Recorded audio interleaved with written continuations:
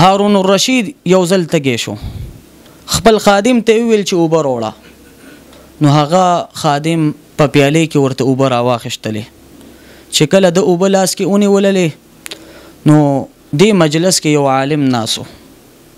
هارون الرشید ته وایي ورته یې باچا سلامت لږ صبر وکړه. هغه صبر وکړو.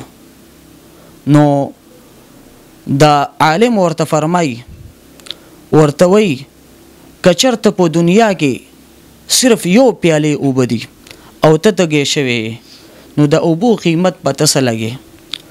ورته د دې اوبو قیمت په زه یو پیالې په سر باندې نیم باچاحت ورکوم.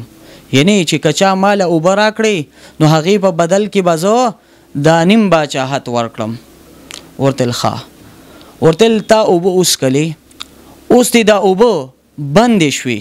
تاسو به کتلی وي د بعضې کسانو بیماري وي او دا مچازې نه وځي، نو هغې د وجې نه هغه ډیر زیات غریب په تکلیف کې وي. پر پټي وهي. تاسو به مایې کتلی وي چې کله د اوبو نه را بار کې نو څنګه تاویږي را تاویږي.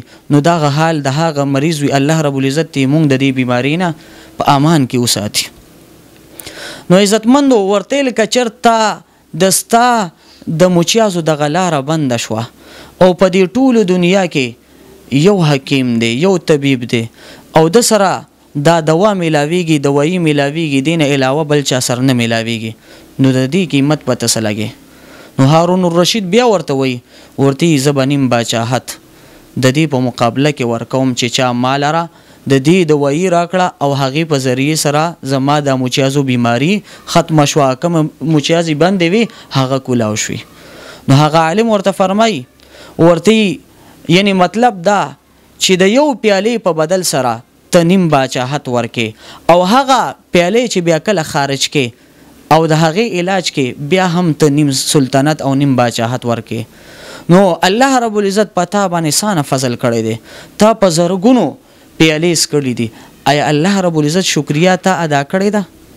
نو عزتمندو یقینا چې د الله تعالی د نعمتونو نه اوبه یو لوی نعمت دی او دا اوبه چې مونږ سکو بیا هغه خارج کوو دا هم لوی نعمت دی.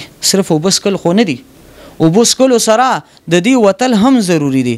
که چېرته دا ونه ځي نو انسان په ډېر تکلیفونو او مشکلاتو کې